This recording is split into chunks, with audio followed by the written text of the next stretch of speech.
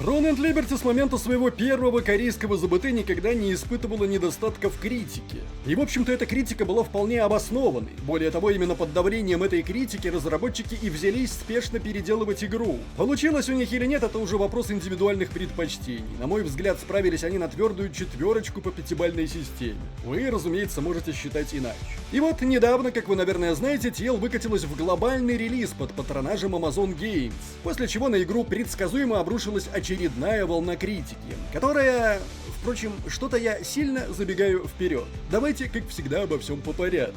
Не забываем подписываться на канал, напоминаю, это лучшее, что вы можете сделать, чтобы поддержать нас на ютубе. Также довожу до вашего сведения, что наш контент теперь дублируется на отечественных площадках, в ВК и на Рутуб. Все ссылки, разумеется, в описании. Ну и традиционно обращаю ваше внимание на мой телеграм. Если хотите быть в курсе самых свежих новостей в жанре MMORPG с моими комментариями, общаться вживую в чатике, получать вовремя все анонсы, милости, что называется, прошу к нашему шалашу. Меня зовут Мадлер, это портал Гохару, и мы начинаем.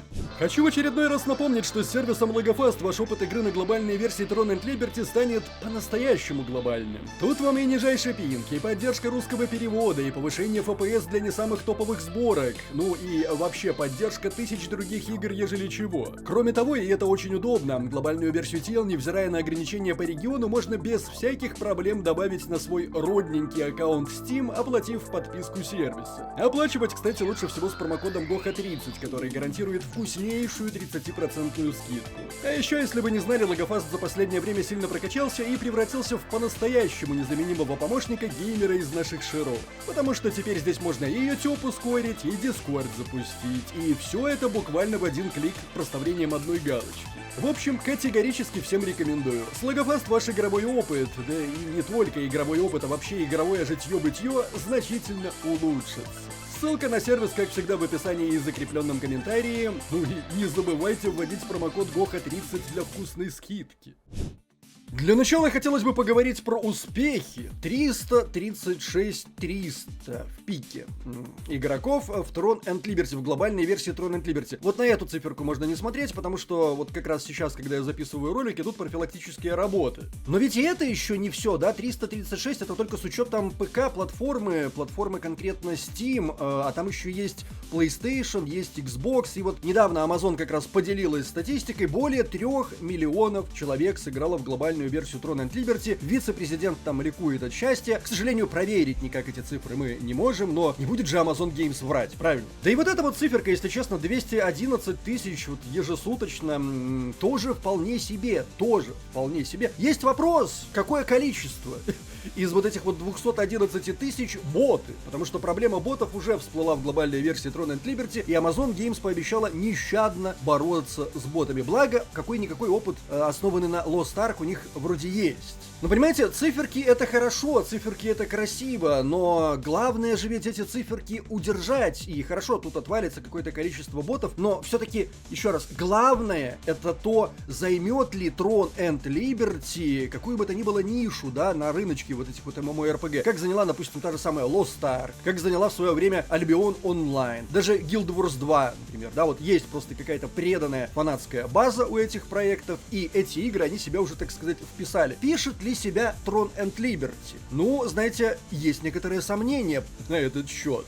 Просто потому, что игру не прекращают усиленно критиковать. Более того, как я уже неоднократно говорил, Throne and Liberty это по многим параметрам не тот проект, который может массово понравиться западной аудитории. И, собственно, это одна из претензий к игре, мол, она недостаточно PvE ориентирована. Да, вы не ослышались, в PvP ориентированном проекте, и это, в общем-то, заметно невооруженным глазом, это PvP ориентированность, недостаточно сложных PvE испытаний. И якобы разработчикам следовало бы вот как бы на этот аспект обратить внимание и сделать из этого чуть ли не main фичу. Еще раз, в PvP-ориентированном проекте. Вот если бы меня спросили, чего не хватает в Throne and Liberty, я бы сказал, что в ней не хватает как раз-таки Open World PvP 24/7. И более того, под давлением Amazon Games и подобного рода вот игроков, которые кроме PvE ничего не признают, Throne and Liberty и так стала гораздо более PvP-ориентированной. PvE-ориентированной. Похоже, это заразно. Вообще, я об этом уже говорил, но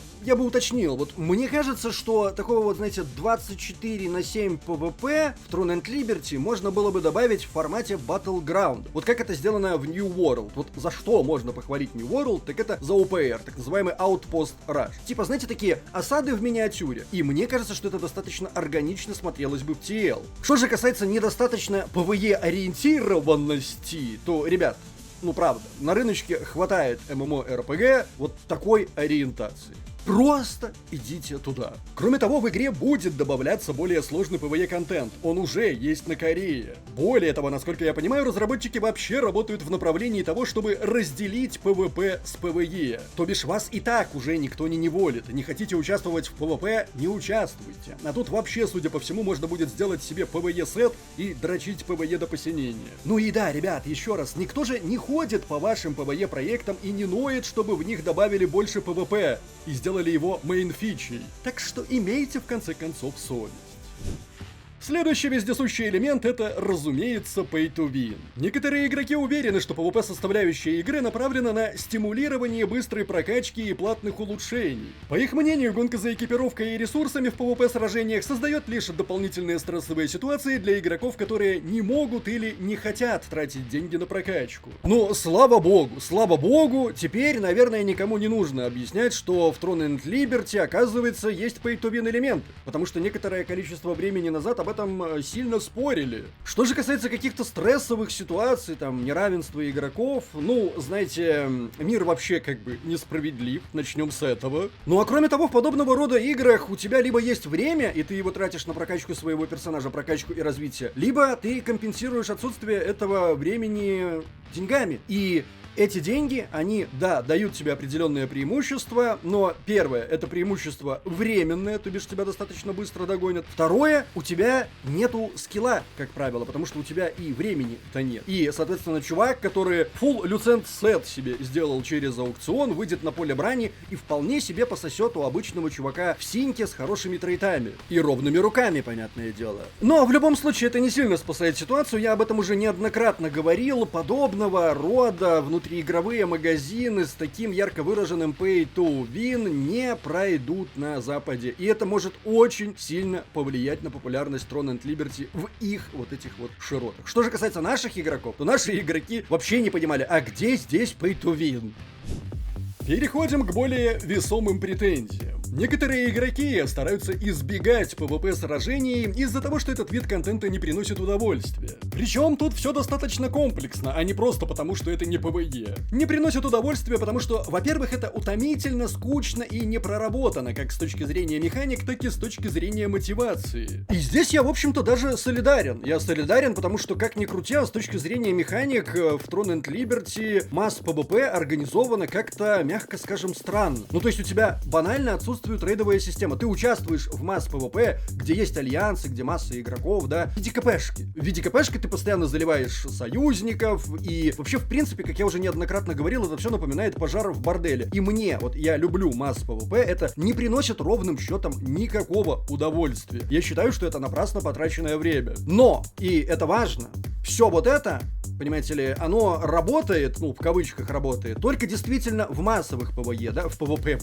Это точно заразно. Да, это работает только в масс PvP, причем как бы по-настоящему масс PvP, там где, допустим, там 300 на 300, там 400 на 400. Все лагает, ничего не понятно, но если мы немножечко уменьшим количество игроков, то есть это будет, допустим, 40 на 40, или там, ну окей, 80 на 80, то есть какие-то, ну, нормальные, скажем так, адекватные числа, то тогда, в общем-то, это, в принципе, играбельно. Играбельно, ну, я, к сожалению, не смог это прочувствовать на себе, потому что у нас махачи исключительно 300 на 300. Но мне говорили, что люди даже умудряются кайфовать, если количество игроков просто уменьшить.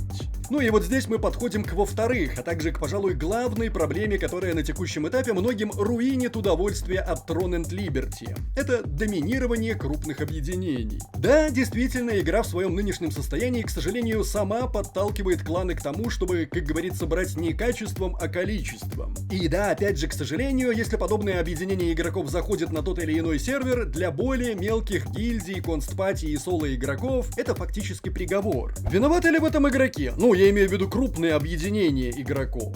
На мой взгляд, конечно же, нет. Если игра не то чтобы запрещает, а наоборот поощряет подобного рода использование игровых механик, то люди в силу своей природы будут ими пользоваться, просто чтобы доминировать, властвовать и все, в общем-то, прилагающееся. Что же касается непосредственно ситуации, к сожалению, если вы попали на такой сервак, куда ворвался Зерк, то вам либо примкнуть, либо поискать какой-то другой сервак, теперь уже за деньги, да, типа вот этот вот ознакомительный период, когда можно было трансфериться по 2 раза в день, закончился, теперь только за бабло, и кулдаун, по-моему, там 30 дней составляет. Благо, все равно серваков овер до хера, и, как я уже говорил, есть серверы, где в том числе находятся достаточно крупные объединения игроков, это все еще не Зерк, и люди там умудряются кайфовать, в том числе и от PvP. Ну и, пожалуй, самое главное, это то, что разработчики в курсе проблемы, они понимают, что, ну, вот такое ориентирование проекта пагубно на нем сказывается. Я видел это в их фидбэках. Вот они говорили о том, что собираются с этим что-то делать, что конкретно я не увидел, но они понимают, что нужно уходить от поддержки крупных объединений игроков и сосредоточиться на чем-то более камерном. Гильдейском, я так полагаю. Ну и вообще, в принципе, достаточно многое зависит от того, насколько шустро игра будет пополняться контентом. Благо, есть что добавлять. Во всяком случае, в глобальную версию точно. По поводу трансфера. Я там ляпнул, что он работает теперь только за деньги, но на самом деле не только за деньги, но и за люценты. А вернее, прежде всего за люценты, то бишь внутриигровую валюту. Которую, понятное дело, можно получить и за деньги. Но, думается мне, основная масса игроков предпочтет внутриигровые способы. Что же до непосредственно нового контента, то я напомню, что мы на глобале играем далеко не в последнюю версию Throne and Liberty. Так, на Корее уже есть новый большой регион, который по размерам как 2 ныне доступных. Там уже подняли кап уровня, есть тир-2 экипировка, более сложные инстансы и многое другое. А недавно стало известно, что новую механику, артефакты, а также новую PvP-локацию Nebula Island, где можно будет получить части этих артефактов для их комбинаций, добавят в корейскую версию уже 30 октября. Соответственно,